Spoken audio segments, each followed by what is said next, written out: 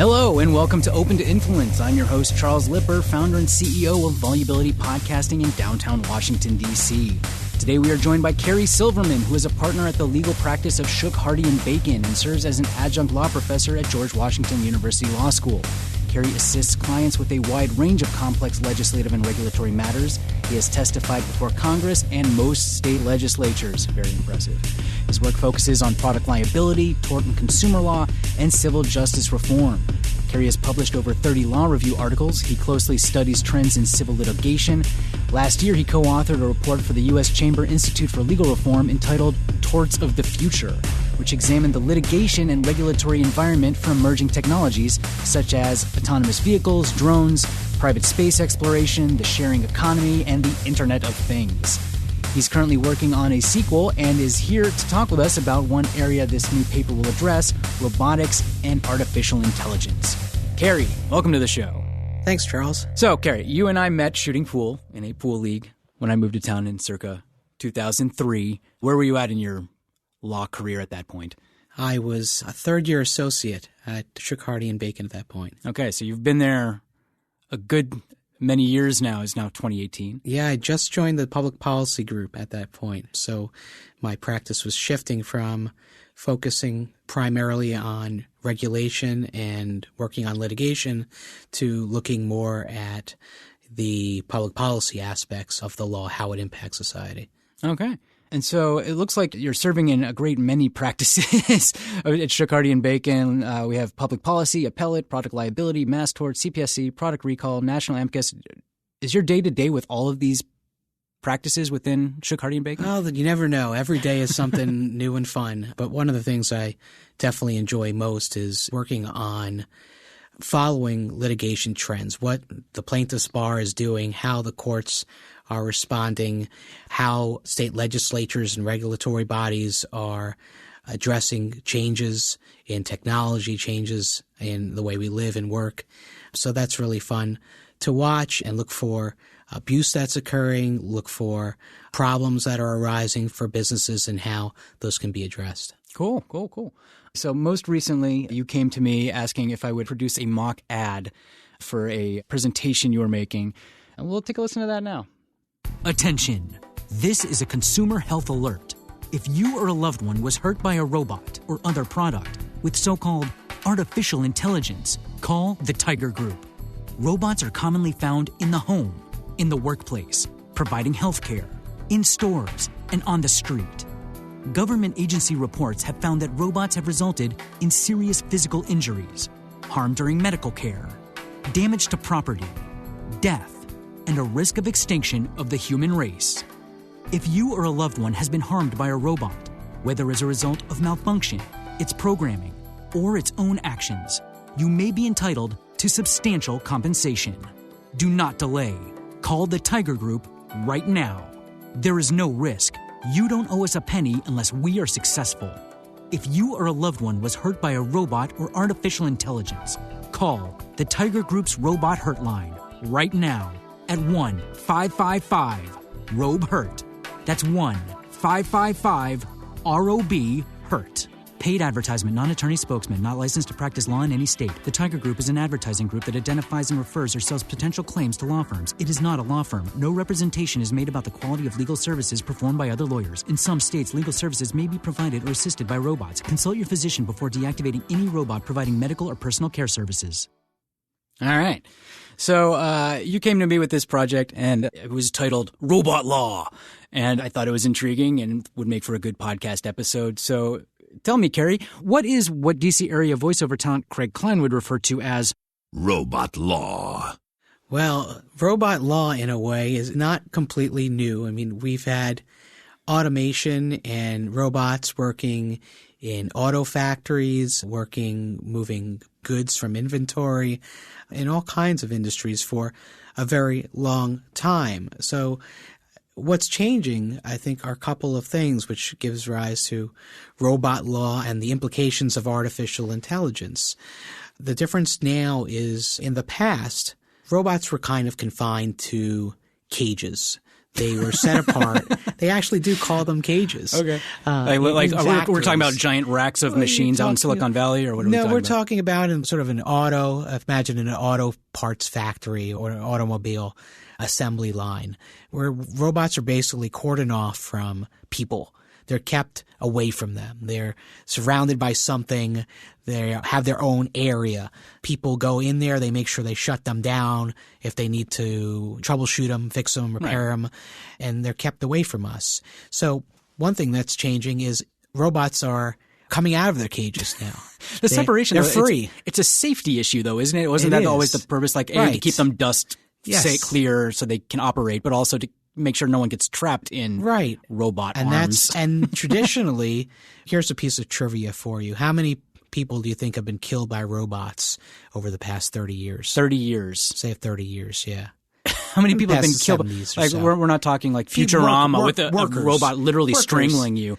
Sometimes it's been kind of like that. Well, sure. I mean, if we're going to talk about the meatpacking industry, right? In a it's grinder, probably thousands, right? You know, smash somebody's head. Well, it's probably a high likelihood in some industries that 30 years ago was probably a lot less safe than it is now. True. And safety mechanisms have definitely helped, but it's actually fairly low. I mean, it's about 30 people over 30 years. 30 people in 30 years. Reported to OSHA, at least. I mean, that may be underrepresenting, but that's the number of OSHA complaints that have been filed over 30 years. So 30 people over 30 years. Why are we sitting here talking about robot law? Well, because they're loose. They're coming out. So we took away the safety glass. And they're in your house now. Okay, so that's it. So when you said they're out, I thought you meant in the factories. Okay, we're taking down all our safety precautions in a factory. You know, that is changing too. You can find robots in your local Home Depot, Lowe's actually, in some parts of the country where they'll help you find things in the store. I mean, so we're not talking. They cut your wood for you, though? I really want somebody to cut my wood for me at the store. I hate doing it myself. I don't know if they do that yet, but I would imagine they certainly could do that soon. Sure. But the first robot death was a guy in an auto factory. It was a 5-story robot that got stuck, and the guy had to go up to retrieve some inventory, and it turned on and whacked him in the head. In the future, we're not talking about so much those kinds of robots anymore. They're going to be smaller. They're not going to be cut off from people, but they'll be out there. And the other difference, besides from the size and where they're going to be, is that robots are not going to be necessarily like another piece of equipment, another machine. They're going to be able to make their own choices. As artificial intelligence is brought into them, and they become increasingly able to learn and to make decisions. So I'm not saying that we're going to have a flood of lawsuits from robots, but there certainly will be more as people interact with them in stores and in homes and in other places. And the types of things that are going to rise in the law, they may not be seen as just a piece of equipment anymore, but something different. A coffee machine that rules my life. Right. So it seems like the focus of your work in this presentation was liability, right? So tragedy happens due to a robot. Who is liable for that? Is that kind of the crux of what you're doing now? Yeah, that's what we're looking at. And there's different ways of going about it. Now, like I said, in the early lawsuits and the lawsuits going up to date have been traditional. If someone gets hurt in a factory, it's traditional workers' compensation claim against the employer, and then probably a product liability lawsuit, possibly against the maker of the robot. But it's the same kind of product liability claims that you would see in most other places of workplace equipment. So it's not a whole lot different. Failure to incorporate adequate safety mechanisms, as you were mentioning before, being one possible type of defect that could be alleged, or a failure to warn of a hazard. So those haven't changed much. You also see robots not only in factories, but there are some robots used in healthcare or robotics. Sure. And to date, those have been also more like traditional medical equipment than they are robots. They're not autonomous. They are closely controlled by the surgeons when they're doing a laparoscopic surgery. So you have lawsuits arising out of those types of procedures, just like any other medical procedure. Well, you mentioned something critical types of claims. I want to focus on. So when you said they're in medical, so I'm thinking the doctor is checking my blood pressure with this machine or robot. The surgery part. When I imagine doctors, maybe it's just because I had many surgeries in my life, but of external robots is what I'm imagining. But surgery, when someone's got you cut open and a robot is assisting in that practice, that's scarier in my mind. So do you want to elaborate on that at all? Sure. Well, I mean, right now, the equipment that's out there, first, there's a number of safeguards that any developments in that area are going to have to get through. I mean, the FDA is going to have to improve clinical tests for it, and it's going to have to be approved for actual use. So there's those kind of safeguards built in, and there's been a limited number of robotics approved for use. But when they have been closely controlled by the surgeon thus far, completely controlled. They're not doing things yourself. But there are already a number of technologies that have been developed or being to some degree tested, not on maybe humans yet, but being tested that can do things like repair your skin and some pretty complex surgeries and possibly do them better than a doctor could because they have a more stable hand. Well, yeah, and they can get in there and see. They're not looking. They could get in there. It's less invasive, and it's also very close in what kinds of maneuvers that they can do. Even the steadiest hand surgeon is going to be hard to compare with what a robotic could do. But are they going to be able to anticipate when complications arise and make the right changes that they need to in the way that a real surgeon would? It depends on how many electrodes are hooked up to the patient. They're going to cover you with a full body scan. I think from a liability perspective with any kind of emerging technology, what we're concerned about is that courts could see it as something completely new and different and sort of throw traditional principles of law out the window and expand law and expand liability in a way that can hurt the ability of the technology to take off and be actually used. And we've already seen this actually last year in one area, in the surgery area. Sure.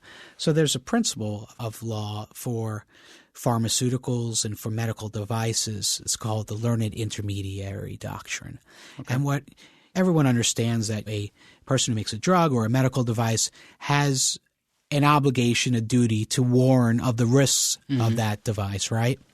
So what the learned intermediary doctrine says, it tells you where that obligation runs to. They have that obligation, but it says that the company that makes the medical device or the drug, they have a duty to warn the doctor because only the doctor really knows what this drug or device is going to be used for with an individual patient who has their own situation, medical health condition. He knows that or she knows that and knows the best way of conveying those warnings, right? Mm-hmm.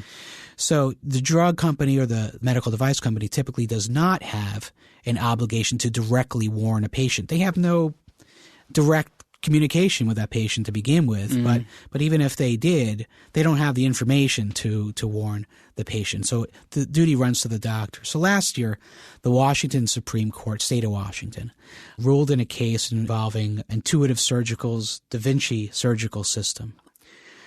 And what the court ruled there is that even though the company had conveyed what the risks were of complications to the doctor, they were not going to apply the learned intermediary doctrine because they found that the company had a separate duty, a separate independent requirement that they had to give information to the hospital that employed that doctor.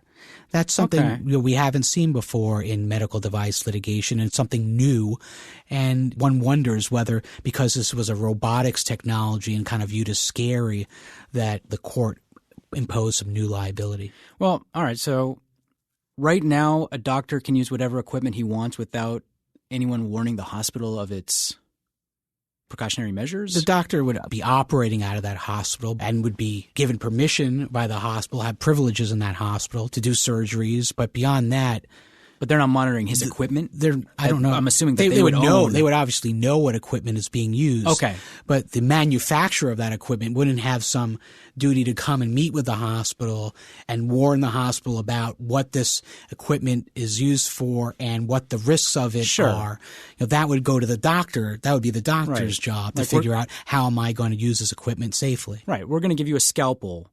We're assuming you're going to use it for surgical practices. I mean, that's obviously a dumbed down version, but is that basically what we're saying? Is like the manufacturer of said scalpel doesn't need to explain what we use this scalpel for. We assume you as a hospital know that. Yes, but it's more that the appropriate person, the person who is using the equipment, that's the person that you need to give the warning to, Gotcha. give the information to, because he's the one who interacts with the patient directly. Sure. And has the obligation under the law for conveying that information to his or her patients. Gotcha. The Okay. hospital, that's not the hospital's obligation. Got it. Okay. So lawsuits that have arisen, is this as a result of malpractice suits that doctors are being sued for someone who died on their operating table, and now they in turn are pointing the finger at this malfunctioning robot, It's when you have a bad outcome, a lawsuit is very likely to follow. And what we've seen with respect to the robotics in the hospitals and this particular piece of equipment is that they're pretty standard claims. They involve medical malpractice claims against the surgeon who did it. The hospital may be pulled into that as well. And then you'll see a product liability claim against the manufacturer of the equipment. Right. And I imagine so it's both. From a patient perspective, they're not going to find out what equipment was used until the outcome of a malpractice suit, right? Or if I have a loved one who dies on an operating table, am I going to ask, well, what equipment did you use? Well, with respect to this kind of equipment, they should know beforehand. Okay, so there'll be, we're going to use this new technology. Right. You and they know should have ahead been of time. informed about the type of surgery and the risks involved. Got it. Cool.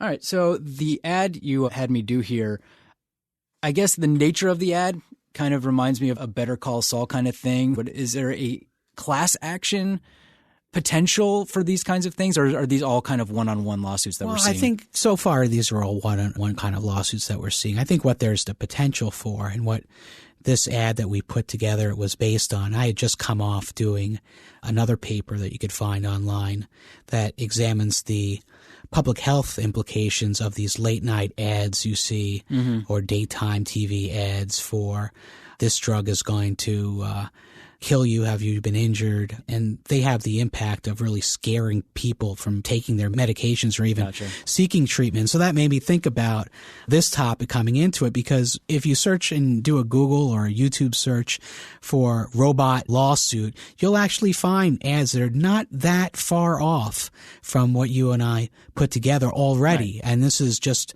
for what's out there, some of these medical liability lawsuits or also workplace injury lawsuits. You could find them. They're very close to what we did. But they'll get worse, and ours was a little over the top. But that's exactly what you see in the pharmaceutical context. And I'm reminded just last week, Stephen Hawking passed away, and one of the things that he's very well known for warning about, I'll read you one quote he had. He's a quotable guy, right? We cannot know if we will be infinitely helped by artificial intelligence or ignored by it and sidelined or conceivably destroyed by it. Okay. So maybe over the top, maybe that is something that is going to happen. Elon Musk has had similar warnings to the government to say that AI, artificial intelligence, is a fundamental risk to human civilization. Sure. Well, and we need to act. So before we get to that stage, before we get there, we can be assured that there will be some injuries. And when that happens, we will start to see the lawsuits. And I think it is possible that we'll see plaintiffs' lawyers jump on that and put out things targeting evil robots, and ask people if they have a claim to call. And what you'll see is maybe not class action lawsuits, but what they call mass tort claims, personal injury claims against device makers, consolidated, being gathered over the TV and the radio, and then sort of transferred, sold, traded among members of the plaintiff's bar, and packaged and large lawsuits brought in the future.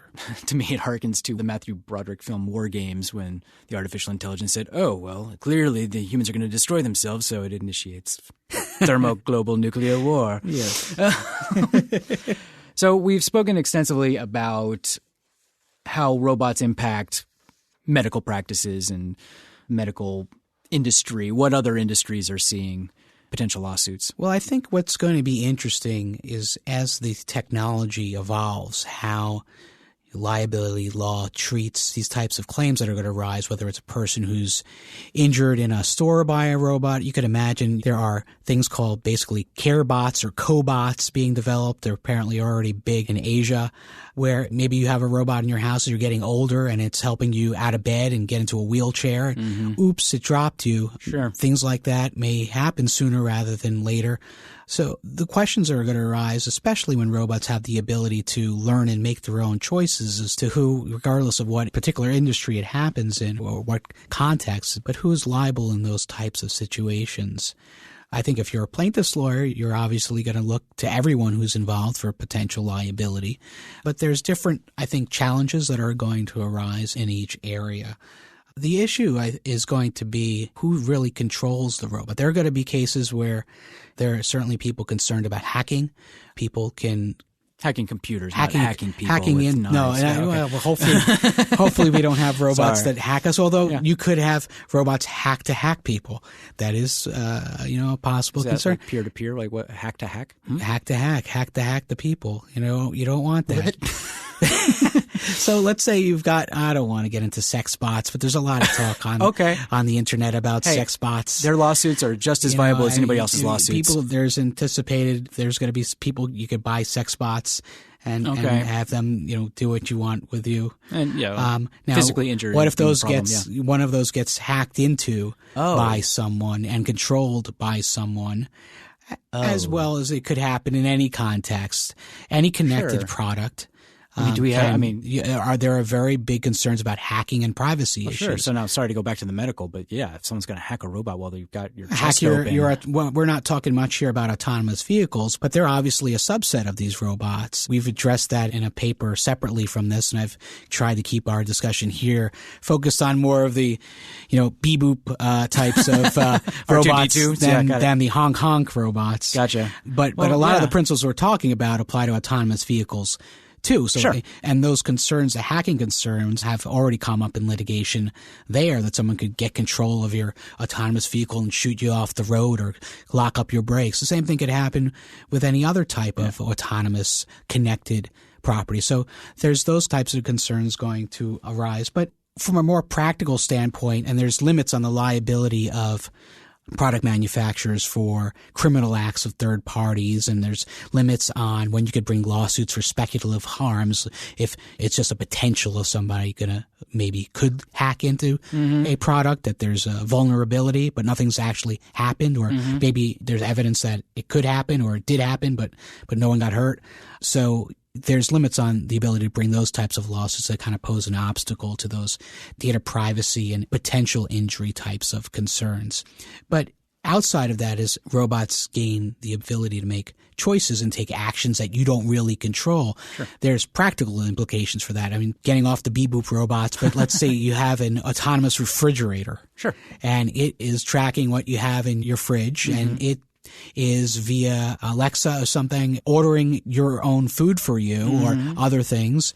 Are you on the hook for that? Or it goes and decides it's going to order you all the crazy organic overpriced stuff because it thinks it's healthy for you, and you get a really big bill. Are you bound to that decision? Or you could imagine you got some sort of robot nanny, and they are susceptible to manipulation by my children who say, I really want to buy, you should really get me that extremely expensive automatic Jeep that I could ride in the front yard for $600. And it goes ahead and buys that. Are you liable for that?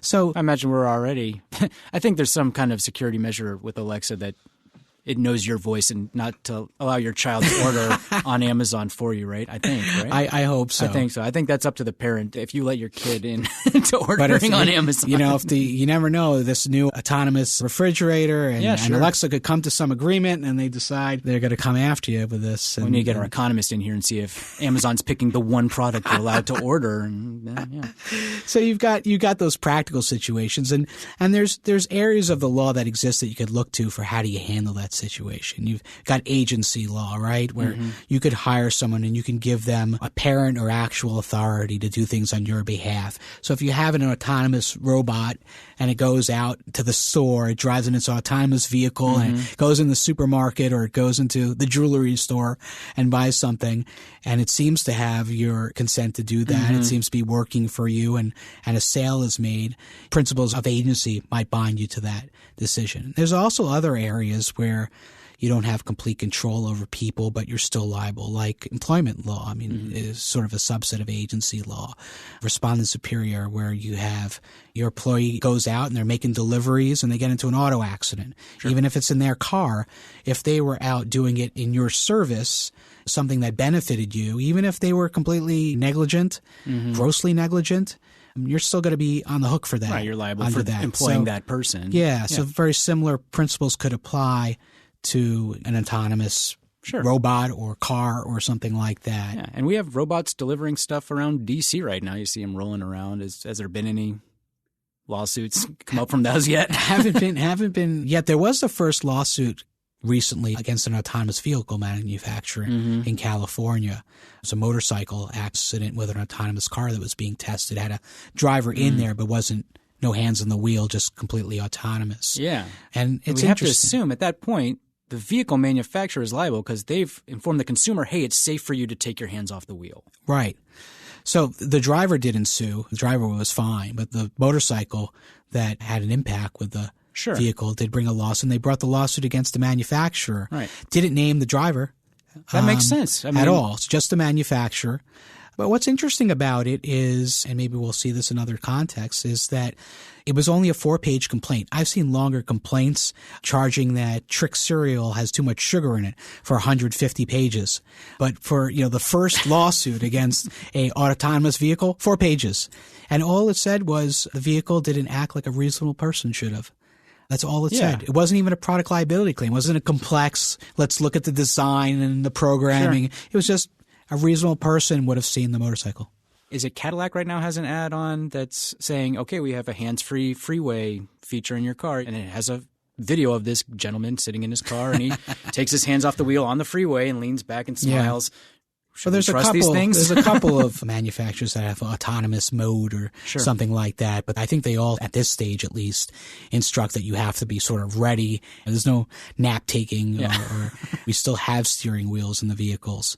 If that's the case, who is liable? Is it the manufacturer or the person for not babysitting their robot? Well, we shall see. There hasn't been a whole lot of litigation there yet. One other area that you can look to for situations where liability arises in some cases and you don't really have complete control over whatever caused the injury is pet law. Think of your Fido, right? So you got a cute little puppy, right? And it's always been nice and good to kids. I was in the park and this little dog was jumping on our kids and they were having fun. Well, one of them was having fun. The other was scared. But if the dog has a history of being just fine, a lot of states have developed a law that they call the 1-bite rule, that until someone basically has notice that a dog has a vicious propensity, some reason to think that it's going to hurt somebody, you're not liable. You have to have some level of knowledge, and then you're on the hook. But until that day, I am not letting anyone's dog sit next to me on an airplane. That's where I draw the line. Right. So the same kind of principle could apply with robots. And you also have in some states they've adopted dangerous dog laws where, there are certain breeds that they're considered dangerous.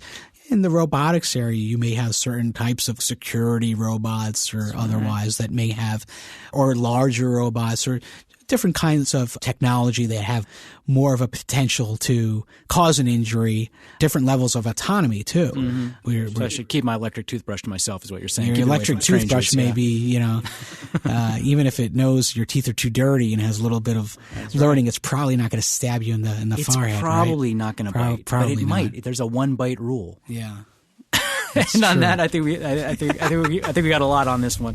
Thank you, Cary, for joining us. To learn more about Shook, Hardy, and Bacon, visit shb.com. If you liked what you heard today and think Cary Silverman or Shook, Hardy, and Bacon should have their own podcast, please let us know at facebook.com/volubilitypodcasting, on Twitter @volubilitypod, or you can email me directly at charles@opentoinfluence.com. If you enjoy Open to Influence and would like us to create a similar podcast for your organization, you can email us at info@volubilitypodcasting.com. Thanks for listening to Robot Law. And extra special thanks to DC area voiceover talent Craig Klein.